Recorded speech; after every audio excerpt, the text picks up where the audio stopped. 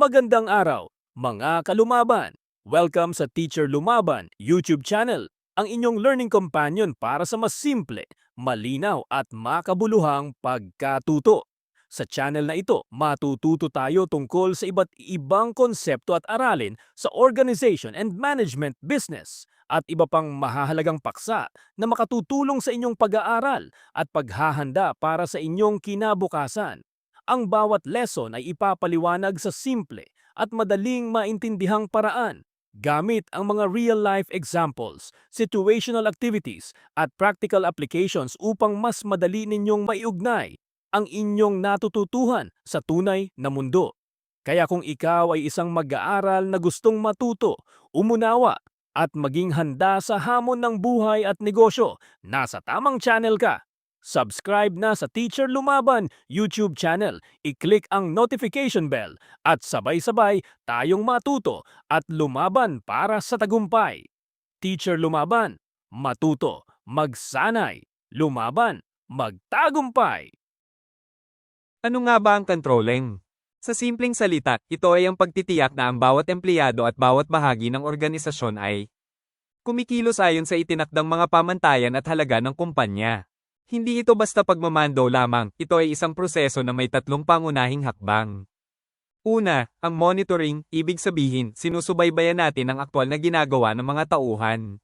Pangalawa, ang comparing, ikinukumpara natin ang kanilang ginawa sa mga itinakdang pamantayan.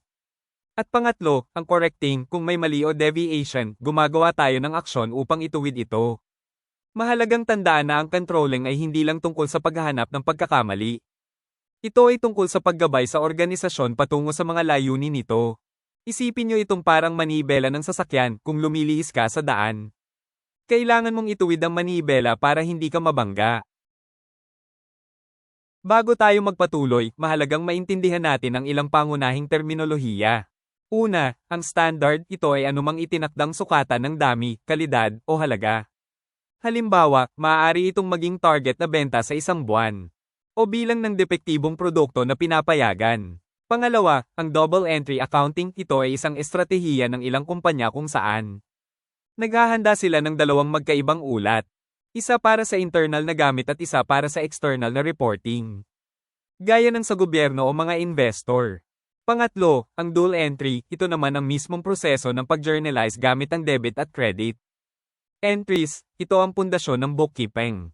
At panghuli, ang liquidity, ito ang kakayahan ng isang organisasyon na bayaran ang mga panandaliang obligasyon nito tulad ng mga utang na dapat bayaran sa loob ng isang taon.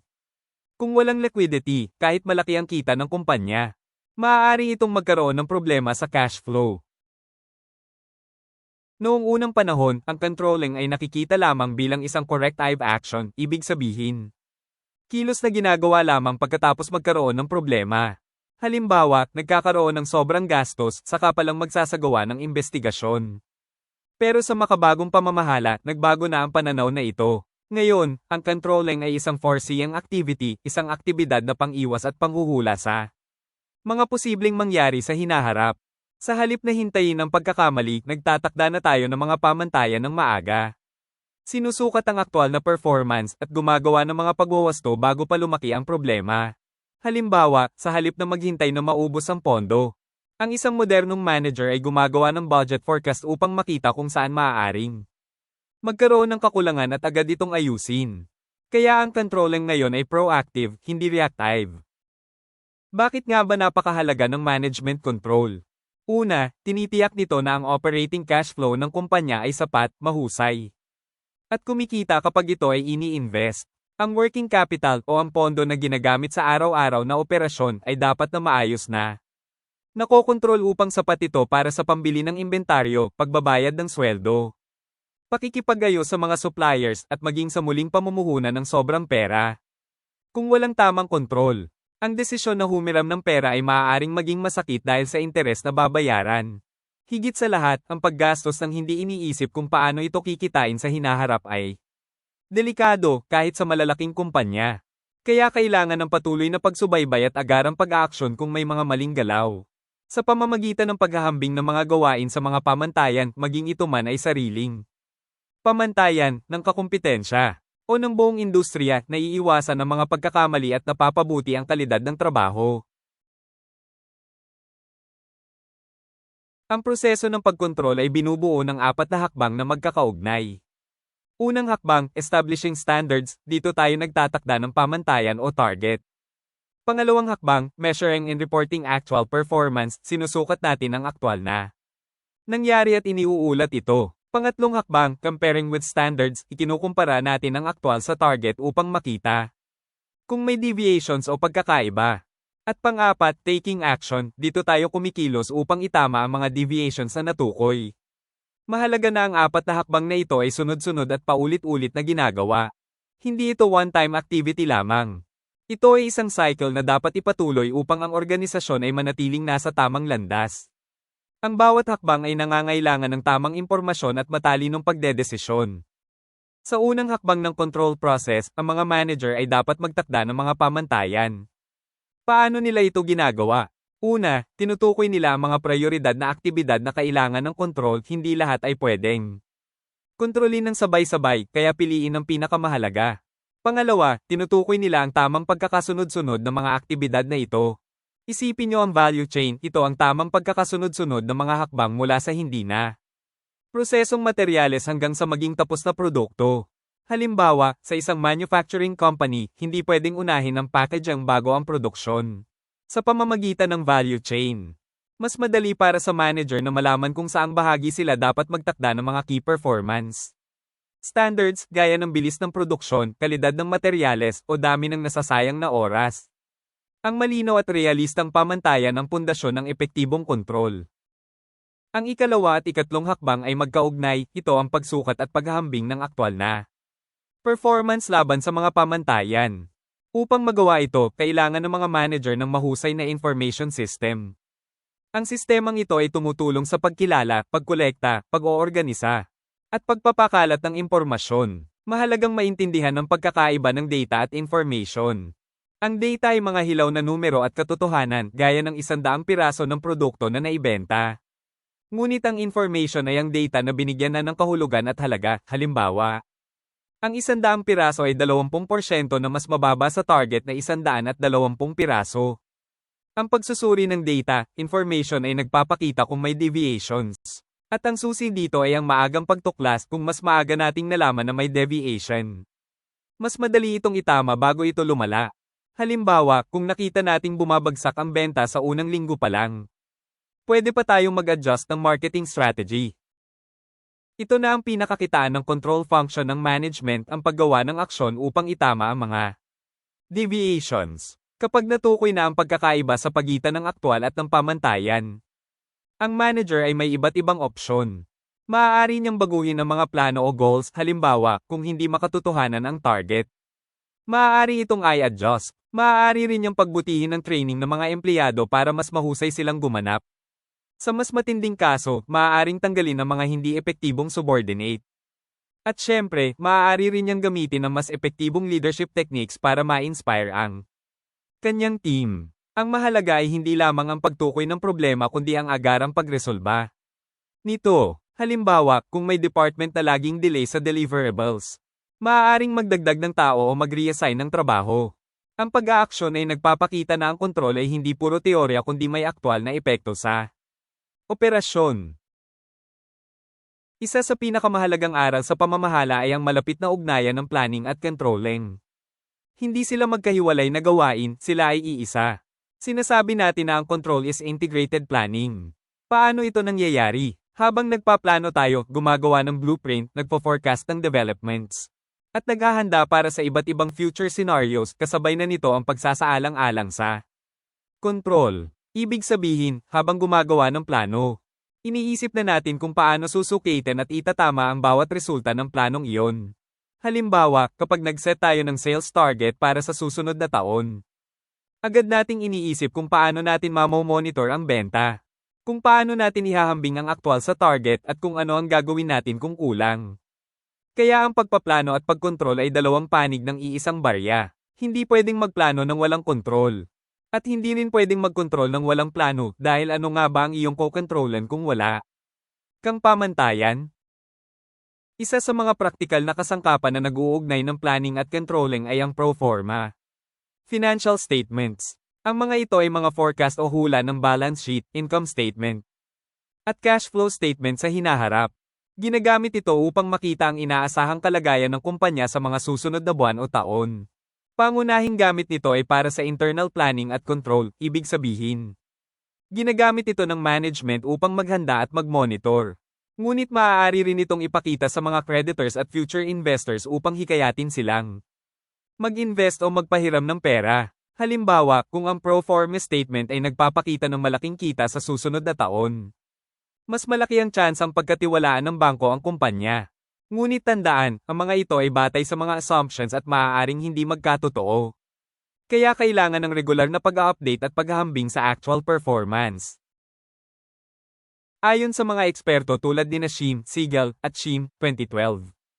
Ang isang kumpletong pro forma financial statement ay dapat maglaman ng mga sumusunod na pangunahing impormasyon. Una, ang sales o gross revenues, ito ang inaasahang kabuoang benta. Pangalawa, ang net income, ang aktual na kita pagkatapos ng lahat ng gastos.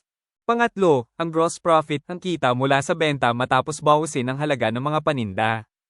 Kasama rin dito ang income from continuing, discontinuous operations kung may mga bahagi ng negosyo na ititigil o ipagpapatuloy. Mahalaga rin ang usual income statement items tulad ng operating expenses at ang tax provision, ang inilang pambayad sa buwis. At panghuli, ang material changes in financial positions, mga malaking pagbabago sa kalagayang pinansyal ng kumpanya.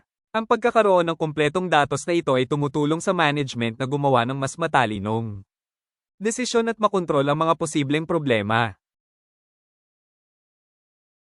Ang balance sheet ay isa sa pinakapangunahing financial statements.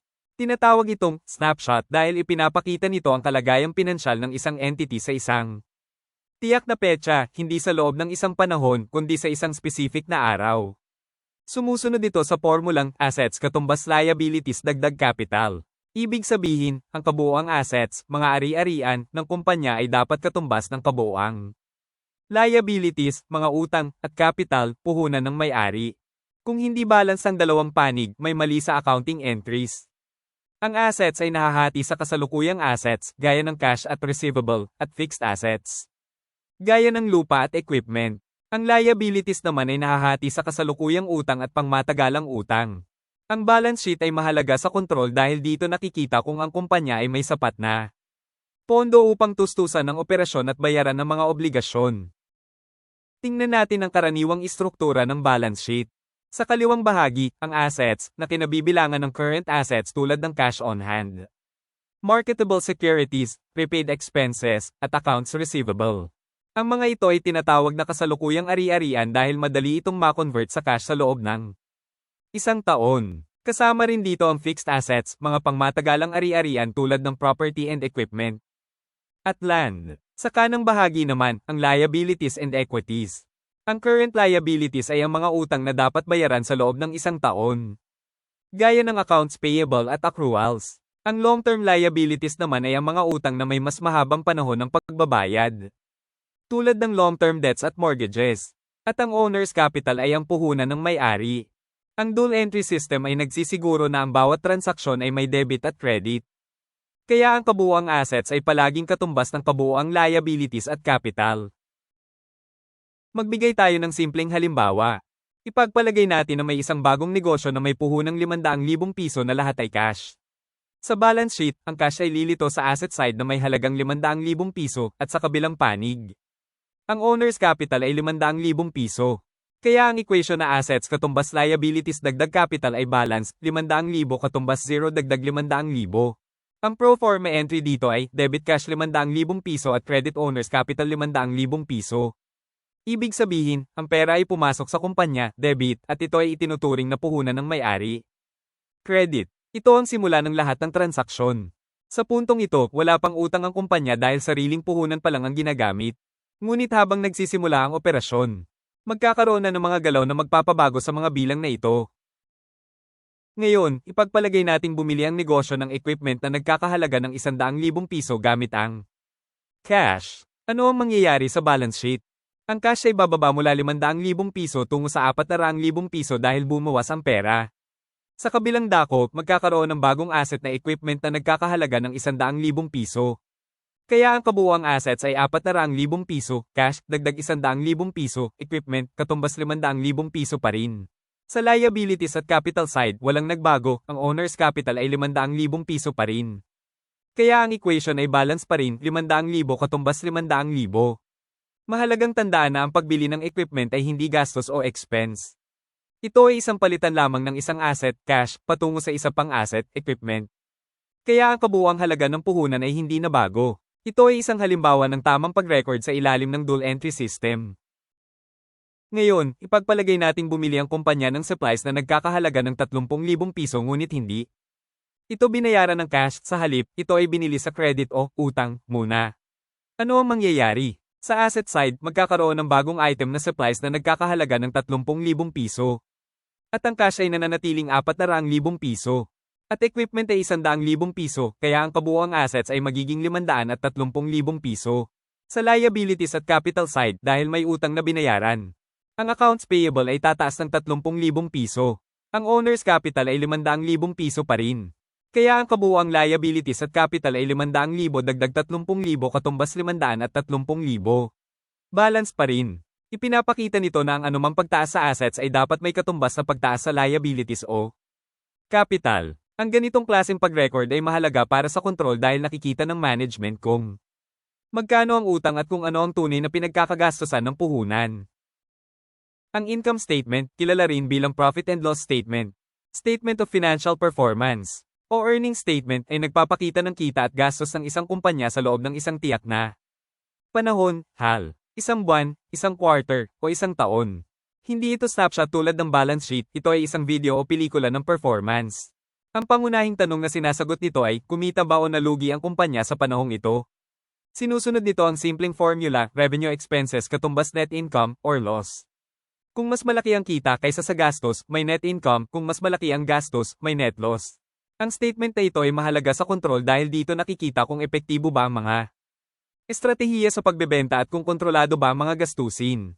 Halimbawa, kung patuloy na tumataas ang gastos ngunit hindi tumataas ang benta. Senyales ito na kailangan ng aksyon. Magbigay tayo ng halimbawa. Ipagpalagay nating ang isang produkto ay ibinebenta sa halagang 50 piso bawat piraso. At inaasahang makakabenta ng 1,000 piraso sa isang buwan.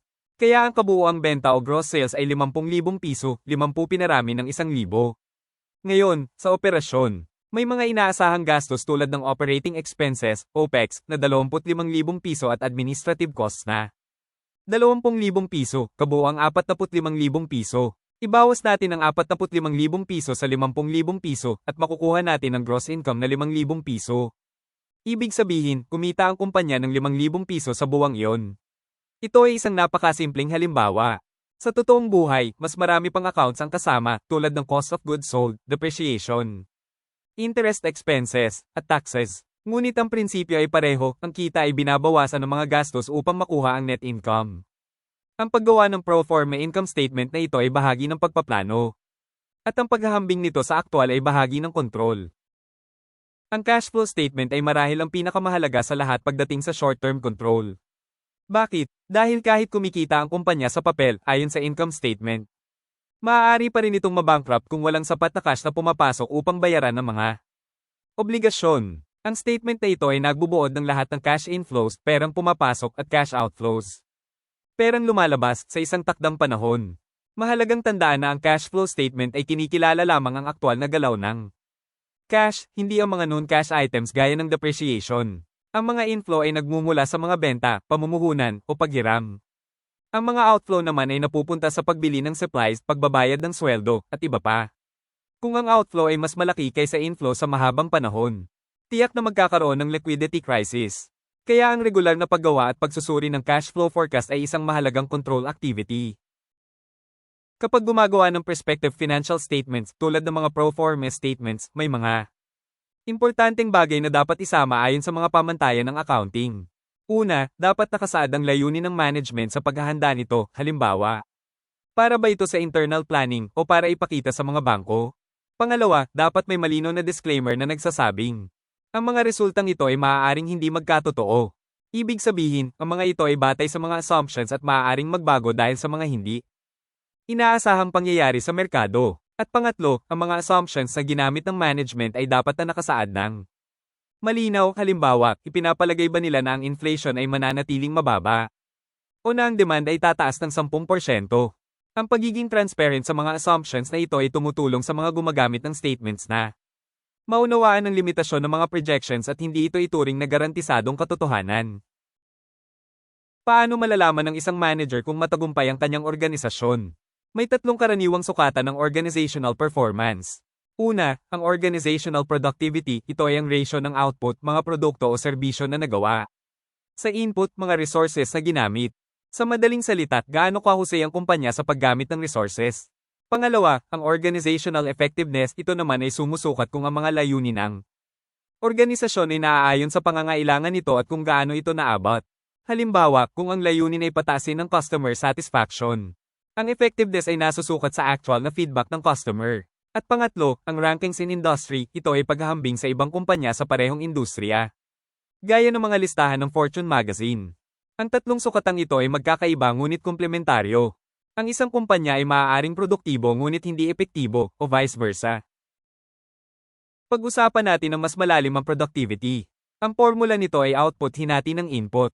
Ang output ay maaaring masukat sa pamamagitan ng sales income, ang perang natatanggap mula sa pagbebenta ng produkto. Ang input naman ay ang halaga ng pera na ginastos upang makuha at may convert ang mga resources sa mga output. Halimbawa, kung gumastos ka ng 100,000 piso sa materyales at labor, at nakagawa ka ng produkto na naibenta ng 150,000 piso, ang ratio ay 1.5.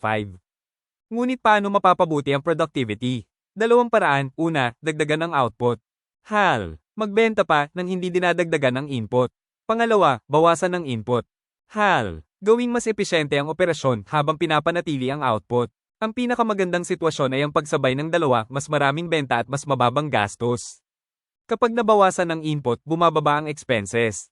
Kaya tumataas ang ratio ng output sa input. Yan ang gusto ng management. Kaya ang productivity ay hindi lang tungkol sa paghihirap ng empleyado, kundi tungkol sa matalinong paggamit ng resources. Ang ikatlong sukatan ay ang industry rankings. Maraming managers ang gumagamit ng mga sikat na listahan tulad ng Fortune magazine's Most Admired Companies, 100 Best Companies to Work For, at 100 Fastest Growing Companies. Ang pagiging nasa mga listahang ito ay isang magandang indikasyon ng tagumpay. Ngunit bakit ito mahalaga? Hindi lamang ito tungkol sa prestige, ito ay isang external validation na ang kumpanya ay mahusay kumpara sa iba. Halimbawa, kung ang isang kumpanya ay nasa Most Admired list, nangangahulugan ito na kinikilala ito ng mga kapwa negosyante at eksperto sa industriya. Ang ranggo, mataas, gitna, o mababa ay nagbibigay ng comparative perspective. Kung mababa ang ranggo, maaaring ito ay senyales na kailangan ng pagbabago sa estratehiya. Ngunit tandaan, ang ranking ay isang external measure lamang. Dapat itong gamitin kasabay ng internal measures tulad ng productivity at effectiveness upang magkaroon ng buong larawan ng performance. Bukod sa mga nabanggit, may tatlo pang uri ng kontrol na ginagamit sa mga organisasyon ngayon. Una, ang computer-based control systems. Sa panahon ngayon, halos lahat ng kumpanya ay gumagamit ng teknolohiya. Ang mga manager ay may madaling access sa mga database na nagbibigay ng meaningful information para sa performance evaluation. Halimbawa, sinusubaybayan ng sistema ang bilang ng customer transactions, dalas ng pagkakamali ng empleyado, o oras ng pag-deliver ng produkto.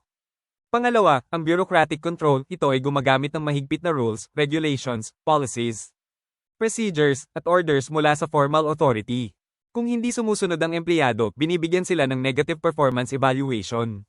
At pangatlo, ang plan control. Ito naman ay batay sa compliance sa norms, values, at expected behavior na naaayon sa organizational culture at maging sa kultura ng bansa. Halimbawa, sa mga bansang may mataas na pakikisama, ang plan control ay mas epektibo. Ang mga empleyadong mabilis umangkop sa pagbabago ng norms at values ay binibigyan ng positive evaluation. Ang bawat uri ay may kanya-kanyang gamit, depende sa sitwasyon kung alin ang mas angkop. Para mas maintindihan, ihambing natin ang bureaucratic at plan control. Ang bureaucratic control ay parang isang manual ng batas, nakasulat, formal, at walang palusot. Halimbawa, may policy na dapat mag-login ang empleyado ng eksaktong 8 a.m. Kung hindi, may disciplinary action. Ang compliance ay sa pilitan, at ang evaluation ay negatibo kung may paglabag. Sa kabilang banda, ang plan control ay parang kultura ng pamilya, walang nakasulat na roles. Pero alam ng lahat ang inaasahan dahil sa nakagawian at shared values. Halimbawa, sa isang kumpanyang may clan control, inaasahang magtutulungan ng bawat isa kahit walang memo. Ang compliance ay voluntaryo at batay sa pagnanais na maging bahagi ng grupo. Ang evaluation ay positibo para sa mga mabilis umangkop sa mga pagbabago sa kultura. Alin ang mas mabuti? Depende ito sa uri ng organisasyon, sa industriya, at maging sa geographical na lokasyon. Ang isang manufacturing plant na may safety hazards ay malamang na nangangailangan ng bureaucratic control, habang ang isang creative agency ay maaaring umunlad sa clan control. Bago tayo magtapos, balikan natin ang mga pangunahing aral. Una, ang controlling ay hindi parusa. Ito ay ang pagtitiyak na ang mga kilos ng organisasyon ay naaayon sa mga pamantayan sa pamamagitan ng monitoring, comparing, at correcting. Pangalawa, ang proseso ng kontrol ay may 4 na hakbang. Magtakda ng pamantayan, sukatin ang aktwal, ihambing, at gumawa ng aksyon. Pangatlo, ang planning at controlling ay magkaugnay, habang nagpaplano, iniisip na natin ang kontrol. At ang kontrol ay walang saysay kung walang plano. Pang-apat, ang mga financial statements, balance sheet, income statement, at cash flow statement ay mahalagang kasangkapan sa kontrol dahil nagbibigay ito ng datos na kailangan sa pagdedesisyon. Panglima, ang organizational performance ay sinusukat sa pamamagitan ng productivity, effectiveness, at industry rankings. At panghuli, may iba't ibang uri ng kontrol, computer-based, bureaucratic, at clan na maaaring pagsamahin depende sa pangangailangan. Maraming salamat mga kalumaban sa inyong oras, atensyon, at pakikinig. Sana ay mas naging malinaw sa inyo ang kahalagahan ng management control at ang malapit nitong ugnayan sa planning o pagpaplano. Tandaan natin na hindi sapat ang pagkakaroon ng magandang plano. Kailangan din natin ng isang sistematikong paraan upang masubaybayan ang mga ginagawa. Masukat ang performance, matukoy ang mga problema, at makagawa ng mga kinakailangang pagbabago upang makamit ang ating mga layunin. Tandaan ninyo ang mahalagang pahayag na ito. Management control makes sure that the firm's operating cash flow is sufficient, efficient, and, if possible, profitable when invested. Ito ang isa sa mga pangunahing ideya na dapat nating baunin mula sa ating talakayan. Kung may mga tanong kayo, may bahagi bang nais ninyong linawin o may iba pa kayong gustong malaman? Huwag kayong maiyang magtanong. Tandaan, mga kalumaban, ang pagtatanong ay mahalagang bahagi ng pagkatuto. Kung nakatulong sa inyo ang video na ito, huwag kalimutang i-like ang video. Mag-subscribe sa Teacher Lumaban YouTube channel at i-click ang notification bell para hindi ninyo mapalampas ang mga susunod nating lessons at learning materials. Maraming salamat sa inyong pakikinig. Patuloy tayong matuto, magsikap, at lumaban para sa ating mga pangarap. Ito ang Teacher Lumaban, matuto, magsanay, lumaban, magtagumpay. Hanggang sa muli, mga kalumaban. Magandang araw sa inyong lahat.